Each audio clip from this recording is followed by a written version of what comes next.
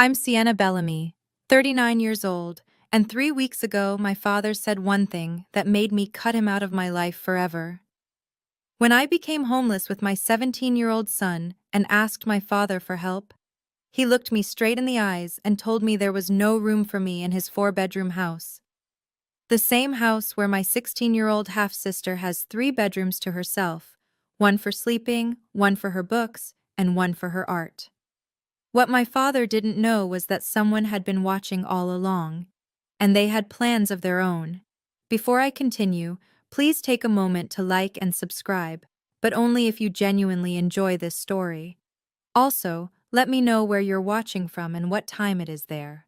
Now let me take you back 2 years to the day my husband walked out and my life started falling apart. 2 years ago, I had $45,000 in savings, a decade of experience as an interior architect, and what I thought was a stable life. Then Derek happened. My husband didn't just have an affair with his coworker, he didn't just pack his bags and disappear without a word.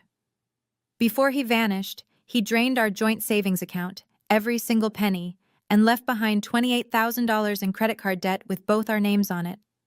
I had to pay that debt alone. If I didn't, my credit score would tank, and I'd never be able to rent an apartment anywhere. 8 months ago, my mother was diagnosed with stage 4 lung cancer. She fought for 6 months. I watched her wither away in a hospital bed, held her hand when she took her last breath, and buried her with what little I had left. The medical bills and funeral costs came to $35,000. I called my father once, desperate. "Dad, I need help. Mom's treatments are expensive and That's your mother, Sienna, my ex-wife. She stopped being my responsibility 20 years ago. Diane wouldn't approve." He didn't come to the funeral either. His excuse? Olivia had a piano recital that weekend. 3 months ago, the design firm where I'd worked for 10 years filed for bankruptcy overnight. No severance. They still owed me 2 months of back pay, about $9,000. My lawyer said it could take 6 months to a year to see any of it, if ever. I applied for unemployment benefits immediately. They told me there was a processing delay, 6 to 8 weeks because of the complicated bankruptcy paperwork. I used what little cash I had left to pay rent for 3 months, praying I'd find another job. The interior design industry was frozen. No one was hiring. Then the eviction notice came. "Mom," Ethan said that night, still wearing his green Starbucks apron, "I asked my manager for more hours. She's letting me work weekends, too. We just need to save up for the deposit, right? How much more do we need?" I looked at my son, my 17-year-old son who woke up at 4:30 every morning to make coffee for strangers, and felt my heart crack. "Don't even think about dropping out of school," I told him. "Your SATs are more important. I'll figure something out." 2 years ago, I had everything. Now I had my ex-husband's debt, my mother's funeral bills, and a bankrupt company that owed me money. Life doesn't warn you when it decides to collapse. Ethan started working at Starbucks when my mother first got sick. He wanted to help. Insisted on it, actually. Now he was bringing in about $900 a month, which covered gas, our phone bills, and cheap groceries from Walmart. But a new apartment in Portland needed at least $4,000 up front for deposits and first month's rent. We were nowhere close. The thing is, my father's neglect didn't start when I became homeless. It started the moment he married Diane. I was 18 when I found out about the affair. I came home from school early and saw them through the living room window. My father and this woman I'd never seen before, kissing in our house, on our couch, while my mother was at work. My mother never recovered from that betrayal. She spent the next 20 years carrying that wound, and I watched it slowly hollow her out. When I graduated from college, my father didn't show up. Diane was pregnant with Olivia, and she needed someone with her at all times. When I got married, he gave us $500 as a wedding gift. When Olivia was born, he bought Diane a $15,000 diamond ring to celebrate. I still have his Facebook page bookmarked, not because I check it often, but because it's evidence of something I need to remember. Every photo is the same: Richard, Diane, and Olivia. Caption: My whole world. I don't exist in his world. I never have. I sent Olivia birthday presents every year. Not once did I receive a thank you. The night after my mother's funeral, Ethan sat beside me in the car, our home now, and asked the question I'd been dreading. Mom, did I do something wrong? Is that why Grandpa never calls me? I finally told him the truth. About the affair. About Diane. About how his grandmother spent 20 years heartbroken because of the man who was supposed to be his grandfather. Grandma always said I was hardworking, Ethan whispered. She said I was just like you. She would have been proud of me, right? She was proud of you, I said. She told me that every single day. He was quiet for a long moment. Then, I miss her, Mom. I miss her too, baby. Every single day. We'd been sleeping in our car for 3 nights when I finally broke. Walmart parking lot. Space 247. I memorized that number because I stared at the faded paint every night, trying not to think about how we'd ended up here. Ethan's alarm went off at 4:30. I watched him sit up in the back seat, rubbing his eyes, his breath fogging in the cold morning air. He grabbed his Starbucks uniform from the plastic bag we used as a makeshift closet. I'll be at the store before 5, he said. I can shower in the employee bathroom before anyone else gets there. He thought I didn't know. He thought he'd hidden it well. The way he snuck into work early to clean up. The way he changed in the restroom stall. The way he never mentioned our living situation to his coworkers. He didn't want their pity. He didn't want to lose his job. I watched him drive away in the dark, and I saw what this was doing to him. The shadows under his eyes, the way his clothes hung looser on his frame, the small burn mark on his hand from the espresso machine that he brushed off as nothing. He was 17 years old, waking up before dawn in a car to go make coffee for strangers, then coming back to do homework under streetlights because we couldn't afford to keep the car running for the interior light. His SATs were in 2 weeks. He'd been studying on his phone, squinting at practice problems in the orange glow of the parking lot lamps. I was still waiting on unemployment benefits, 5 weeks into the application, at least 2 or 3 more to go. The lawsuit against my old company could take months. The shelter had a 6-week waiting list. I had no more options. Well, one option. I picked up my phone and stared at my father's contact. The man who couldn't be bothered to show up to my mother's funeral. The man who'd erased me from his perfect family portrait. I watched my son disappear into the pre-dawn darkness to work a job that would barely cover our gas money, and I made my decision. Even if it meant calling the man who hadn't been there when Mom took her last breath, I had to try. Not for me. For Ethan. My father picked up on the 4th ring. Sienna. Not a greeting, just my name, flat and cold. Dad, I need to talk to you. It's important. I'm busy. Olivia's birthday party is next week and, Dad, Ethan and I are homeless. Silence. I told him everything. The bankruptcy. The eviction. The car. I told him about Ethan working 20 hours a week while still going to school, waking up at 4 in the morning studying for his SATs under streetlights. We just need a place to stay for 2 weeks, I said. Just until I find a job and we can get an apartment. Ethan has his SATs coming up. He needs a real desk, a real bed. There's no room. I almost laughed. You have 4 bedrooms. Olivia needs them. All 3 of them? She has her bedroom, her library, and her art studio. She's developing her talents, Sienna. You wouldn't understand. Ethan could sleep on the couch, the floor, anywhere. No, his voice hardened. Ethan isn't Diane's grandchild. He makes her uncomfortable. I couldn't speak. My father continued, and I heard something ugly creeping into his voice. Besides, the kid makes coffee for a living. That's the future you raised him for? Olivia is preparing for art school. Do you see the difference? Still, I couldn't form words. Then Diane's voice came through the line. She must have grabbed the phone. Sienna, you're 39 years old and you still can't take care of yourself. Your husband left you, your mother died, your company fired you. Maybe you should ask yourself if you're the problem.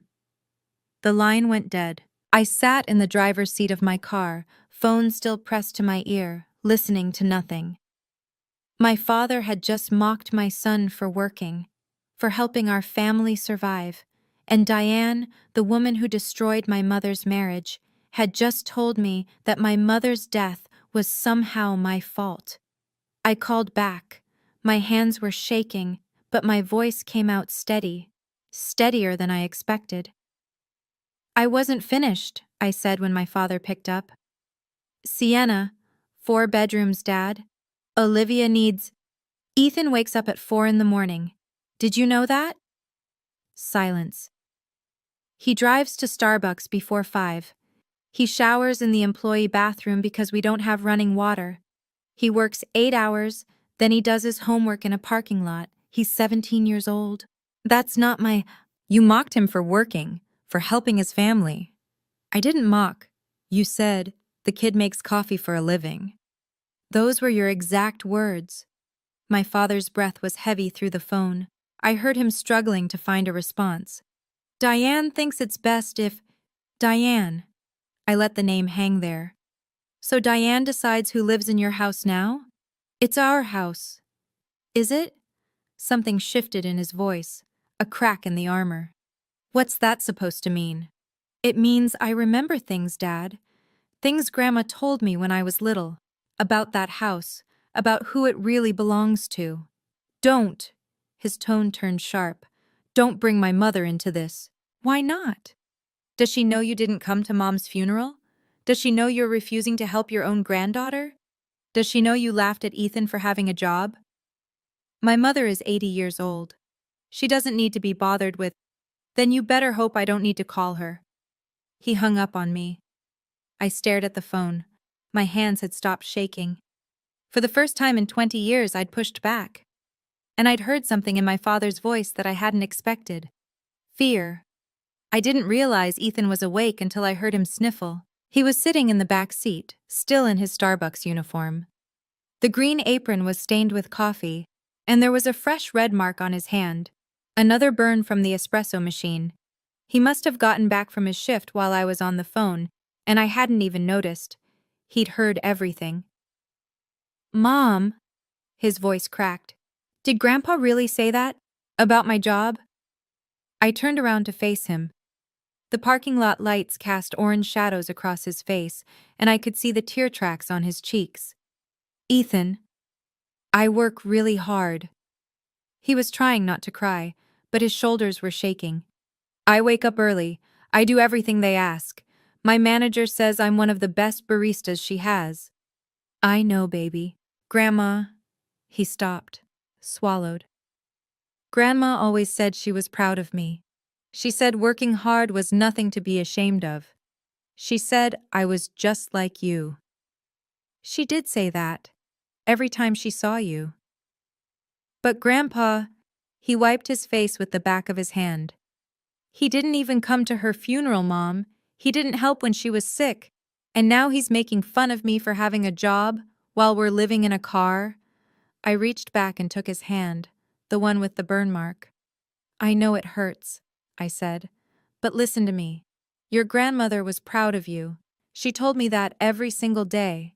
And the man who couldn't bother to show up at her funeral doesn't get to define your worth. Ethan was quiet for a long moment. Then he asked, Who's this grandma you mentioned on the phone? The one who told you things about the house? I hesitated. I'd never told him about his great-grandmother, never told him about the woman who actually owned the house my father lived in. But maybe it was time. That's your great-grandma, I said. Grandma Margaret. And I think it's time you knew about her. The next morning I called my father one more time. He answered with a sigh. Sienna, I already told you. I have one question. What? Does Grandma know? The silence that followed was different from before. It stretched longer, heavier. Know what? His voice had changed. Guarded now. Does she know you didn't come to Mom's funeral? Does she know you refused to let your granddaughter and great-grandson stay in her house? Does she know you mocked Ethan for working? My mother doesn't need to hear about any of this. She's 80 years old and... She loved Mom, didn't she? Grandma always said Mom was the best daughter-in-law she ever had. Sienna. She was furious when you had the affair. I remember. I was 18, but I remember the things she said to you. That was 20 years ago. Was it? Because I'm pretty sure she never forgave you. And I'm pretty sure if she found out about all of this, the funeral, the house, the way you talked about Ethan, she'd have something to say about it. My father's breath came harsh through the phone. You wouldn't. I don't want to. I'm asking for 2 weeks, a corner of your house, a place for Ethan to sleep and study. That's it. I already said no. Diane, then I hope you're ready for Grandma to find out what kind of man her son has become. He hung up without another word. I lowered the phone and looked at Ethan, who was watching me from the passenger seat. Great-Grandma, he said slowly. She owns the house Grandpa lives in? She does. Or at least, she used to. I'm not sure about the paperwork now. And she loved Grandma Linda? Very much. She told me once that your grandmother was like a daughter to her. Ethan was quiet. Then, are we going to call her? I stared at my father's contact one more time. The man who'd hurt my mother, who'd abandoned me, who'd laughed at my son. Yeah, I said. I think we are. That evening, I drove out to my father's neighborhood. Ethan was asleep in the back seat, exhausted from another 8-hour shift. I parked on a side street, about a block away, where I could see the house without being seen. The colonial 2-story looked exactly as I remembered it. White siding, black shutters, a manicured lawn that Diane probably paid someone else to maintain. 2 luxury cars sat in the driveway, a Mercedes and a BMW. The porch light was on, casting a warm glow that made everything look perfect. Welcoming. What a lie. A memory surfaced. Me, 10 years old, walking through that house with Grandma Margaret. She'd held my hand and pointed to the crown molding, the hardwood floors, the bay window in the living room. This house is mine, Sienna, she'd told me. I let your father live here because he's my son. But it belongs to me. And someday when you're older, it'll be yours. I remembered asking why Dad didn't have his own house. Grandma had smiled, but there was something sad in it. Your father has always needed someone to take care of him. First me, then your mother. Now. She'd trailed off, shaking her head. Now Diane, I thought, finishing the sentence 29 years later. Another memory. Grandma sitting with my mother in this very house after the affair came out. Mom was crying, and Grandma was holding her hands. Linda, you are the best daughter-in-law I could have asked for. I'm so sorry my son did this to you. You deserve so much better. My mother had loved Grandma Margaret, and Grandma had loved her back more than she'd ever loved Diane. I stared at the house. 4 bedrooms. 3 of them dedicated to a 16-year-old's hobbies. And somewhere inside, my father slept comfortably in a home he'd never paid for, while his grandson slept in a parking lot. Did the house still belong to Grandma? Or had she signed it over at some point? I didn't know. But I knew someone who might. Uncle Thomas picked up on the second ring. Sienna? Is everything okay? It was the first time in months anyone had asked me that, and actually sounded like they meant it. Thomas was my father's younger brother, a real estate attorney who'd always been kind to me, even when the rest of the family pretended I didn't exist. He was also the only person from my father's side who had come to my mother's funeral. Uncle Thomas, I need to ask you something. About Grandma's house. Silence. Then, why? I told him everything. The bankruptcy, the eviction, the car, my father's refusal, the things he'd said about Ethan. When I finished, Thomas let out a long breath. Your father said that? About Ethan's job? He said the kid makes coffee for a living like it was something shameful. Ethan heard the whole thing. My God! Thomas's voice was heavy with disgust. That boy wakes up at 4 in the morning to help your family and Richard mocks him for it? Uncle Thomas, I need to know. The house. Is it still? Sienna, I have to tell you something. He paused, and I heard him close a door. Your grandmother was furious when Richard didn't show up to Linda's funeral. She called me that night, crying. She said, Thomas, I raised a monster. Linda was like a daughter to me, and my son couldn't even pay his respects. My throat tightened. She never forgave him for the affair, Thomas continued. She tolerated Diane for Richard's sake, but she never accepted her, and when she heard about the funeral, he trailed off. She's been waiting, Sienna, waiting for the right moment. The right moment for what?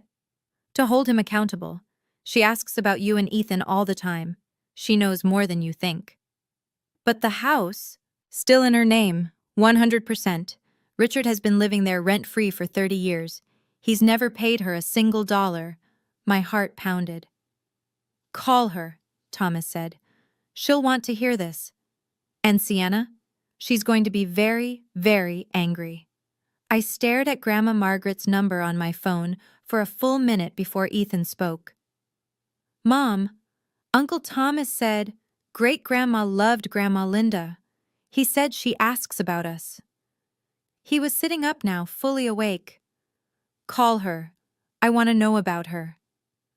My finger hovered over the screen. I hadn't spoken to Grandma Margaret in over a year. Not because I didn't want to, but because every time I thought about calling, I felt like I'd be bothering her.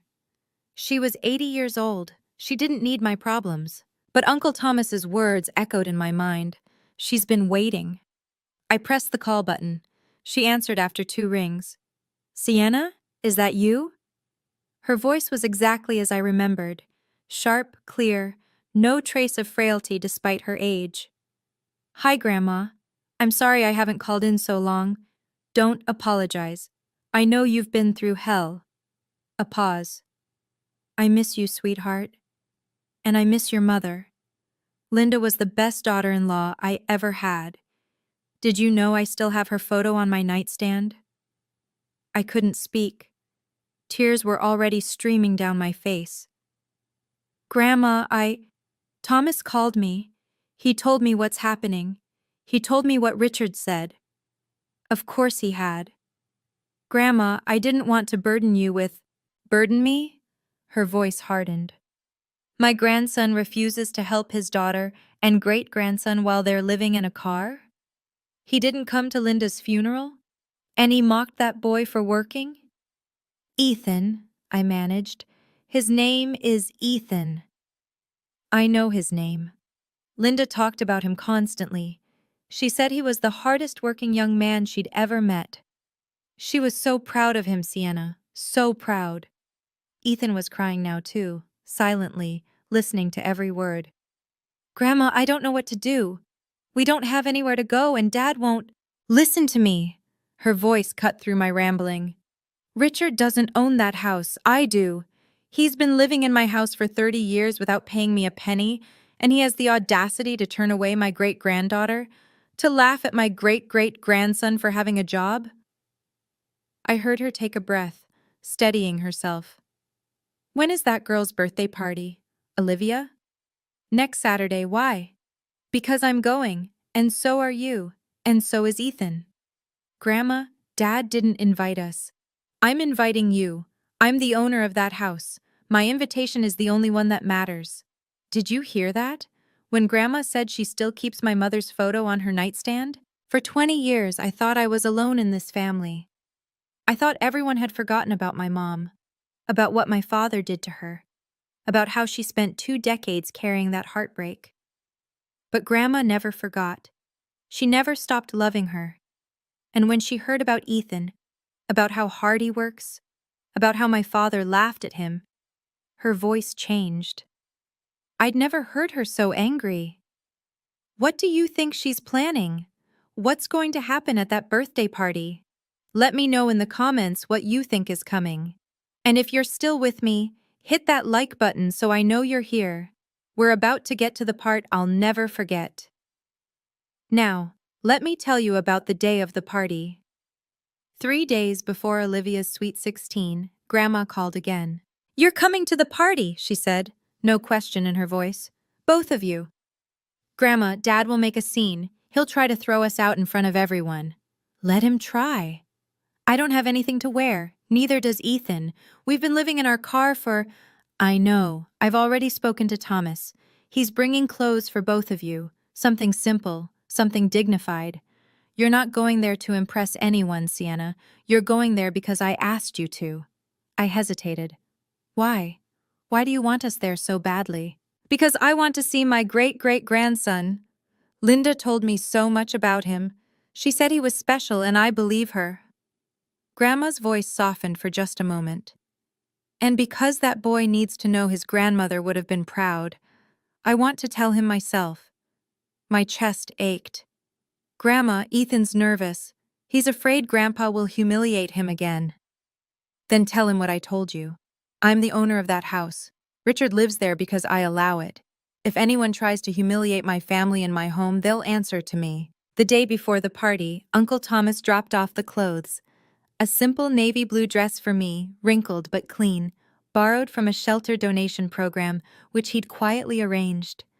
A white button-down shirt for Ethan, borrowed from one of Thomas's younger colleagues.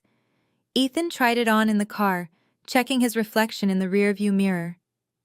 "Do I look okay?" he asked. "You look perfect." He tugged at the collar. I asked my manager to switch my shift so I could have the day off. She said yes. She even wrote me a letter. A letter? A recommendation letter, for college applications. She said I'm one of the most dedicated employees she's ever had. He paused. I wanted to show great-grandma, so she knows I'm not what Grandpa said I am. I reached over and straightened his collar. She already knows, Ethan, but I think she'd love to hear it from you. The party was everything I expected, and nothing I was prepared for. Ethan and I pulled up to the house in our beat-up Honda, the same car we'd been sleeping in for weeks. The contrast was almost laughable. Luxury cars lined the driveway. Mercedes, BMWs, a Lexus SUV. The lawn had been freshly manicured, and through the wrought iron gate, I could see the backyard transformed into something out of a magazine. Pink and white decorations everywhere. String lights draped between the trees. A massive banner reading, "Happy Sweet 16 Olivia," hung across the back of the house. Round tables covered in white linen, a tiered cake, a DJ booth. 50 people, maybe more, milling around in cocktail dresses and tailored suits.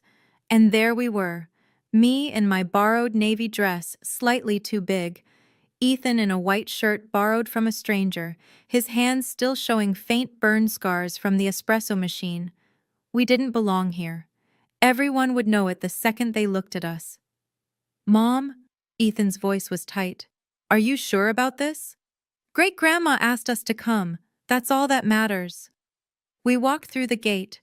It took about 30 seconds for someone to notice us. Then the whispers started.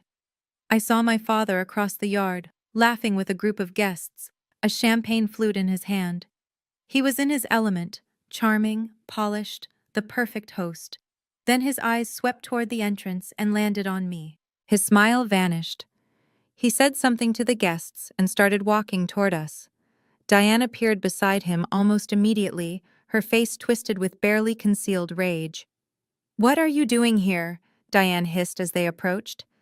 "And why did you bring him?" I kept my voice calm. "Grandma Margaret invited us. She has no right to invite anyone to our house." I looked at Diane, really looked at her. "Your house?" I said quietly. "Are you sure about that?" Before she could respond, we all heard it. A car door closing. Footsteps on the pavement. I turned toward the gate. Grandma Margaret had arrived. My father grabbed my arm, pulling me toward the side of the house, away from the main party. But we weren't far enough. Guests could still see us. Some were already watching. "Sienna." His voice was low, dangerous. "I told you not to come. And I told you Grandma invited me. This is Olivia's day. You're not going to ruin it." Diane stepped closer, her heels sinking into the grass. "You need to leave, both of you. Now." "We're not going anywhere." My father's eyes flicked to Ethan, who stood rigid beside me, his jaw tight. And you brought him. Richard's lip curled. The coffee boy. What, did you want to show everyone what a great job you've done raising him? I felt Ethan flinch. Dad, homeless. My father's voice rose, and more heads turned our way. Living in your car. Husband left you. Mother died. Company fired you. And this is what you have to show for it? A kid who makes lattes? Several guests had stopped pretending not to listen. I saw phones coming out. Sienna, do you have any idea how embarrassing this is? Showing up here like this? People are going to think. Think what, Richard? The voice came from behind us, clear and sharp as a blade. My father spun around.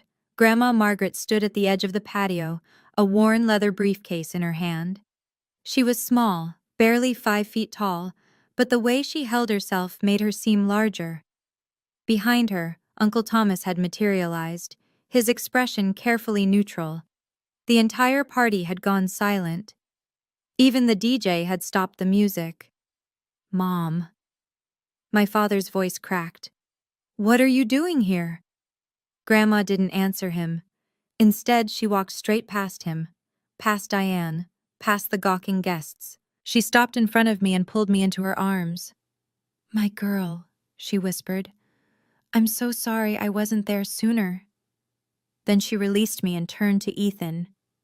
And you. Her eyes swept over him, the borrowed shirt, the burn scars on his hands, the exhaustion written in every line of his young face. You're Ethan, Linda's great-grandson. Ethan nodded, unable to speak. Grandma took his hands in hers. Your grandmother told me everything about you. She said you were the hardest worker she'd ever known. She said you woke up before dawn to help your mother. She said you never complained, not once. Tears were streaming down Ethan's face. She was so proud of you, Grandma said, loud enough for everyone to hear. And so am I. The silence that followed was deafening. 50 people stood frozen in that perfect backyard, champagne glasses suspended mid-sip, conversations abandoned. Every eye was fixed on the small, silver-haired woman who had just walked into the party like she owned the place. Which, I was beginning to understand, she did. Grandma released Ethan's hands and turned to face my father. Richard, her voice carried across the yard without her raising it. Would you like to explain something to me? My father's face had gone gray. Mom, this isn't the time. You didn't come to Linda's funeral. A gasp rippled through the crowd. Linda was married to you for 18 years. She gave you a daughter. She loved you despite everything you did to her. And when she died, you couldn't be bothered to pay your respects because Olivia had a piano recital? I saw guests exchange glances. Whispers started up again. Mom, please. I'm not finished. Grandma took a step toward him, and I watched my father, 64 years old, 6 feet tall, actually step back. Your granddaughter and great-grandson have been living in their car. Did you know that? Sleeping in parking lots. Ethan wakes up at 4 in the morning to go to work, then studies for his SATs under streetlights. And you refuse to help them? There wasn't room. There wasn't room? Grandma's voice finally rose, sharp and cutting. In a 4-bedroom house? Your stepdaughter has 3 bedrooms for her hobbies, and you told your own flesh and blood there wasn't room? Diane stepped forward. Margaret, with all due respect, I'm not speaking to you. Diane's mouth snapped shut. And another thing. Grandma turned back to Richard. Thomas told me what you said about Ethan, about his job. My father's face went from gray to white. You mocked that boy. You laughed at him for working, for helping his mother survive. Grandma's voice trembled with barely contained fury. That child has more dignity in his little finger than you've shown in your entire life. The whispers had become a steady murmur now. I could hear fragments drifting across the yard. Didn't go to the funeral? Living in a car? Really? Mocked the kid for having a job? My father's carefully constructed image was crumbling in real time, and everyone was watching it happen. Mom. Richard's voice had taken on a pleading note. Can we talk about this privately? Please? Privately? Grandma laughed, but there was no humor in it. You humiliated Sienna and Ethan publicly. You mocked that boy in front of his mother. You told your daughter she wasn't welcome at her own sister's birthday party. Why should you get the courtesy of privacy? This is my house. No, Richard, it isn't. The murmurs stopped. The silence was absolute. Diane stepped forward, her face flushed with anger. Now wait just a minute. This is our home. We've lived here for 30 years. Grandma's voice was ice. You've lived here for 30 years, rent-free, in a house that belongs to me. That's not, Diane started. Be quiet. Grandma didn't even look at her. You're the woman who broke up my son's first marriage. You don't get to speak to me about what's fair. The crowd erupted in whispers again. I saw several people filming now, phones held up openly. A young voice cut through the noise. Dad? What's going on? Olivia had appeared at the edge of the gathering, her sweet 16 tiara slightly askew. She was looking between Grandma, our father, and me with complete bewilderment. Who is she? Olivia pointed at me. Why is everyone saying she's your daughter? My father opened his mouth, closed it, opened it again. He had no answer, because the answer was too ugly to say out loud. He had spent 16 years pretending I didn't exist, and now his perfect illusion was shattering in front of everyone he'd been trying to impress. Grandma Margaret opened her worn leather briefcase. The movement was slow, deliberate. Every person in that backyard watched as she pulled out a stack of papers and held them up for everyone to see. This is the deed to this house, she said, her voice carrying clearly across the silent crowd. Registered in my name, Margaret Elizabeth Bellamy. It has never been transferred, it has never been sold, this house belongs to me. My father's face went completely white. Mom, you said you promised this house would be mine. I said it would be yours when you deserved it. Grandma's eyes were hard as flint. Do you deserve it, Richard? After everything you've done? You cheated on Linda. You abandoned your daughter. You didn't come to your ex-wife's funeral. You refused to help Sienna when she was homeless. And you mocked your own great-grandson for working. She let each accusation land like a blow. You've been living in my house for 30 years, rent-free, while behaving like this. Do you truly believe you deserve to own it? Uncle Thomas stepped forward. His voice was calm, professional. A lawyer delivering facts. I'm a real estate attorney. I can confirm that this property remains solely in our mother's name. Richard has no legal claim to it. He's been permitted to live here as a guest. Nothing more. The crowd had begun to disperse now, some people backing away, others clustering in small groups to whisper. I saw at least a dozen phones recording. Dad? Olivia's voice trembled. What does this mean? Is this not our house? My father said nothing.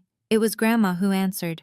It means, child, that your father has been living a lie, and it's time for the truth to come out. She turned to me and her expression softened. Sienna, Ethan, you're moving into the downstairs bedroom, tonight. You can't do this. Diane's voice was shrill, cutting through the stunned silence. This is our home. Olivia needs those rooms. Grandma didn't even look at her. Sienna, Ethan, you'll take the guest room on the first floor.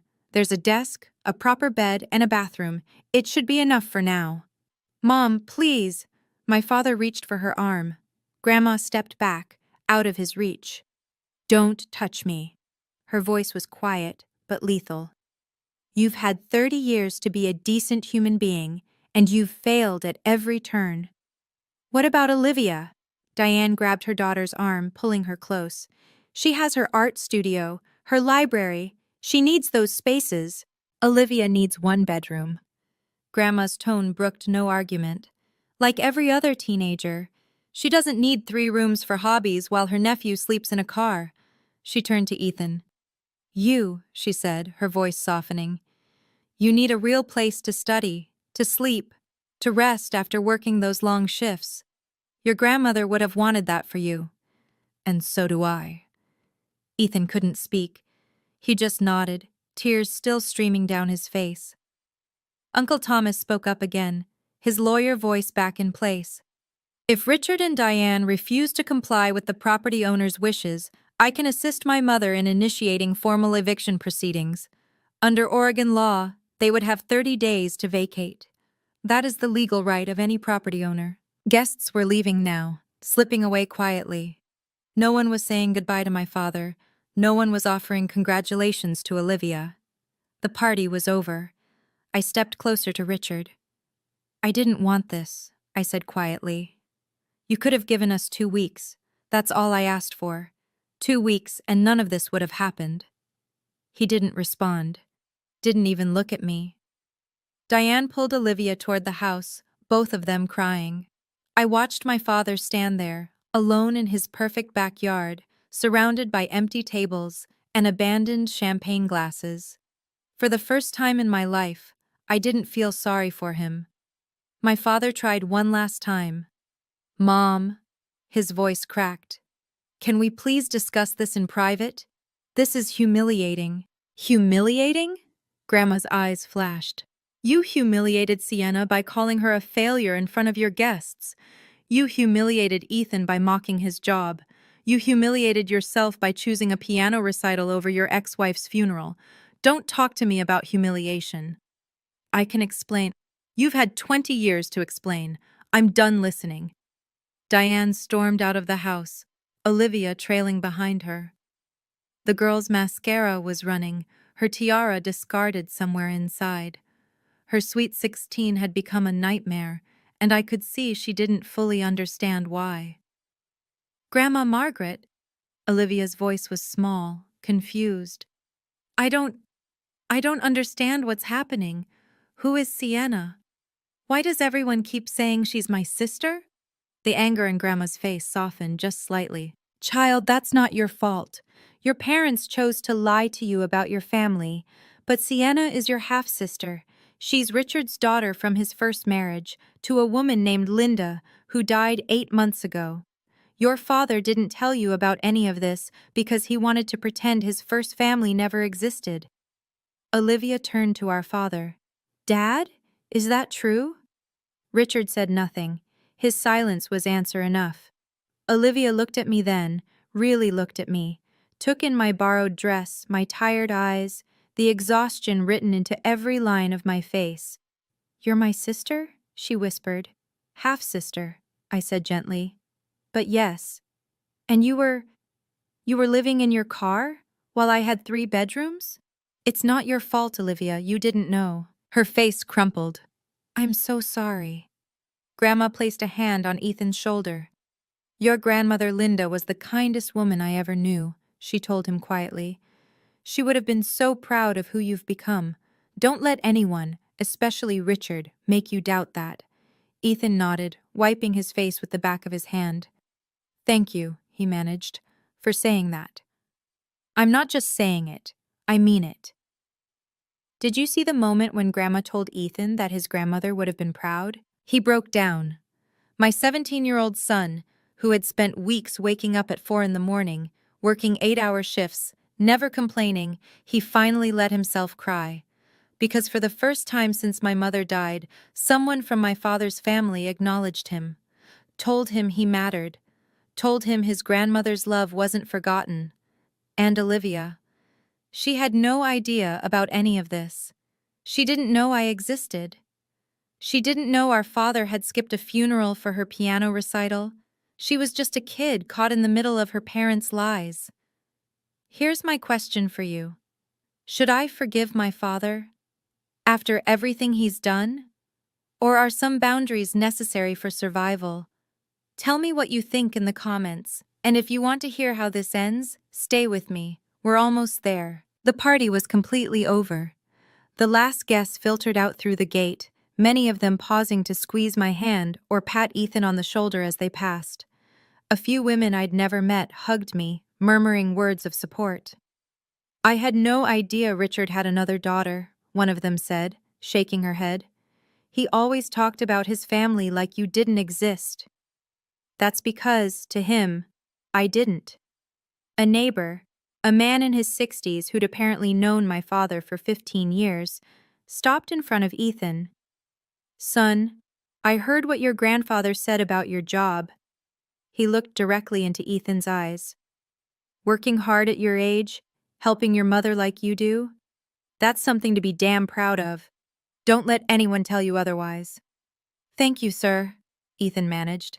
The man nodded, then turned to walk away. As he passed my father, he didn't say a word, didn't even look at him.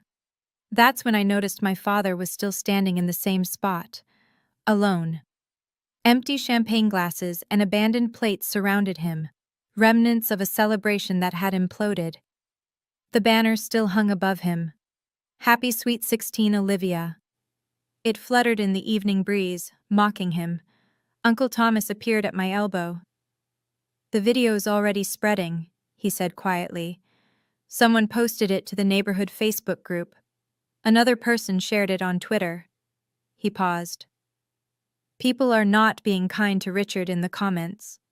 I didn't feel satisfaction. I didn't feel vindication. I felt tired, just tired. "I didn't want this," I said. I know." Thomas put a hand on my shoulder. "But he made his choices, 30 years of choices, and now he has to live with the consequences." Diane had disappeared inside the house with Olivia. I could hear crying through the open windows. The Happy Sweet 16 banner finally tore loose on one end, dangling at an angle, buffeted by the wind. Nobody bothered to fix it. We moved into the downstairs guest room that same night. It wasn't much. A queen bed, a desk by the window, a small bathroom attached. But after 3 weeks of sleeping in a car, it felt like a palace. Ethan sat down at the desk and ran his hands over the surface, like he couldn't quite believe it was real. "I can study here," he said softly. "I can actually sit at a real desk and study." "You can." He opened his backpack and pulled out his SAT prep book, dog-eared and wrinkled from being read in parking lots under streetlights. He set it on the desk, smoothed the pages, and just stared at it for a moment. Then he pulled out something else. A folded piece of paper. "My manager wrote this," he said, handing it to me. "The recommendation letter, for my college applications." I unfolded it and read the first few lines. "Ethan is one of the most dedicated and hardworking employees I have ever had the privilege of managing.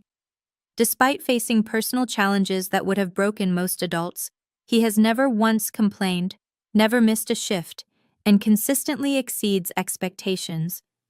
My throat tightened. Grandma appeared in the doorway. She was carrying something, a framed photograph. "I thought you might want this," she said, handing it to me. It was my mother, a picture I'd never seen before, younger, laughing, standing in the garden of this very house. She must have been about my age in the photo. "That was taken the first year she was married to Richard," Grandma said, "before everything went wrong. I've kept it all these years. She was such a light in this family." I placed the photo on the nightstand. "We'll put it somewhere special," I said. Grandma nodded, then she turned to Ethan. "Your grandmother would be so proud of you," she said again. "Don't ever forget that." Ethan wiped his eyes. "I won't." Uncle Thomas called later that evening. "Good news, your unemployment benefits were finally approved. Back pay for 5 weeks should hit your account within the next few days." For the first time in months, I let myself breathe. A week later, my father knocked on my door. I was alone. Ethan was at work, a shorter shift now that he didn't need to worry about gas money. I almost didn't answer, but I did. Richard stood in the doorway, looking older than I'd ever seen him. The confident, charming man who had laughed at my son was gone. In his place was someone smaller, diminished. "Can I come in?" I stepped aside. He sat down on the edge of the bed, clasping his hands between his knees. For a long moment, he didn't say anything. "I'm sorry." His voice was rough. "For what I said, about Ethan, about his job.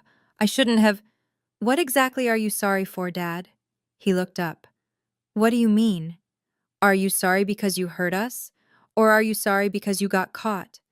Silence. "I was under pressure," he finally said. Diane was upset, and the party, and you didn't come to Mom's funeral. His jaw tightened. You didn't help with her medical bills. You didn't even call to see how she was doing when she was dying. And when Ethan and I were living in our car, when your grandson was waking up at 4 in the morning to work, you laughed at him. Sienna, Ethan heard you, Dad. He heard his grandfather mock him for trying to help his family survive. Do you have any idea what that did to him? Richard's eyes dropped to the floor. I didn't think. No, you didn't. We sat in silence for a while. Then he asked the question I'd been dreading. What do you want from me? And there it was.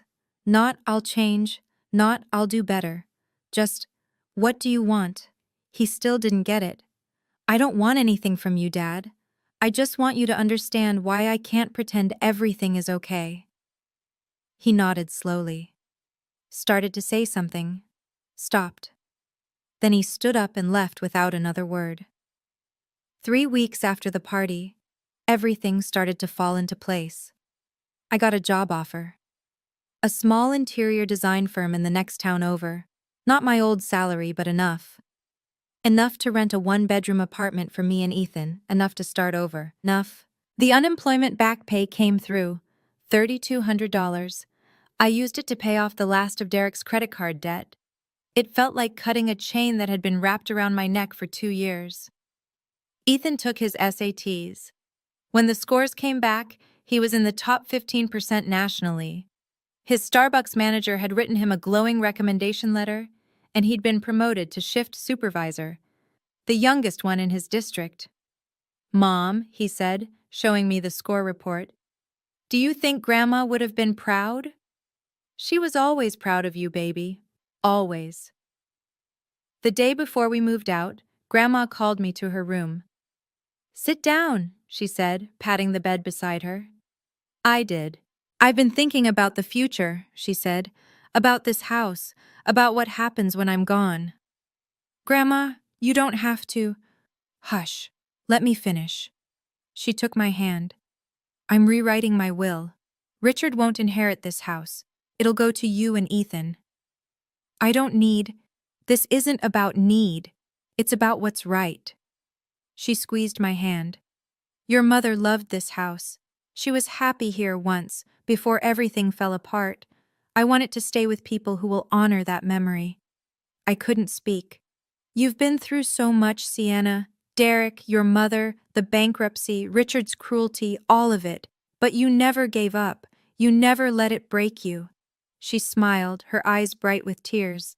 Linda would be so proud of the woman you've become. I hugged her then, this tiny, fierce woman who had stood up for me when no one else would. Thank you, I whispered, for everything. Thank me by living a good life, she said. That's all I ask. The day I moved out, I sent my father one final message. Dad, I want you to know that I don't hate you. I spent too many years hoping you'd change, hoping you'd see me, hoping I could earn a place in your new family. I'm done hoping. Grandma gave us a roof when you wouldn't. She told Ethan he was worth something when you mocked him. She remembered Mom when you couldn't even show up to her funeral. I'm not cutting you off out of anger. I'm doing it because I need to protect myself and my son. If you ever truly change, not because you're embarrassed, but because you realize what you've done, you know how to reach me. Until then, this is goodbye. He never responded. Diane texted me once, a week later, to tell me I was destroying the family. I didn't reply, but Olivia, sweet, confused Olivia, reached out 3 days after we moved. Sienna, I'm sorry about everything. I didn't know about you or about what happened with Dad. I feel so stupid. I had 3 bedrooms for my stuff while you and Ethan had nothing. I'm really, really sorry. I wrote back.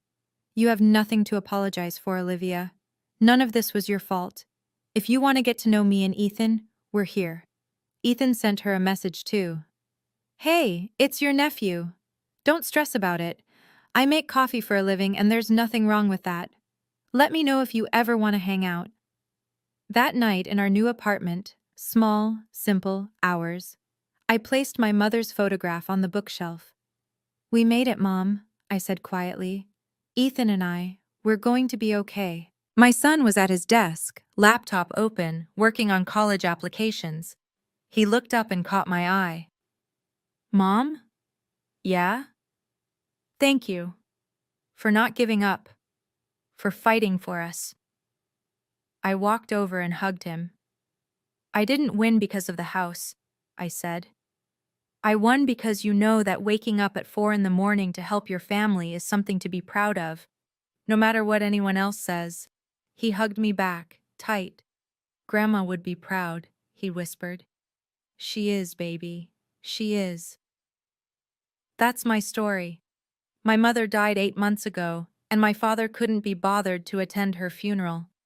Then he mocked my son, my hard-working, dedicated, incredible son, for having a job that helps our family survive. But my grandmother, my 80-year-old grandmother, remembered. She remembered my mother.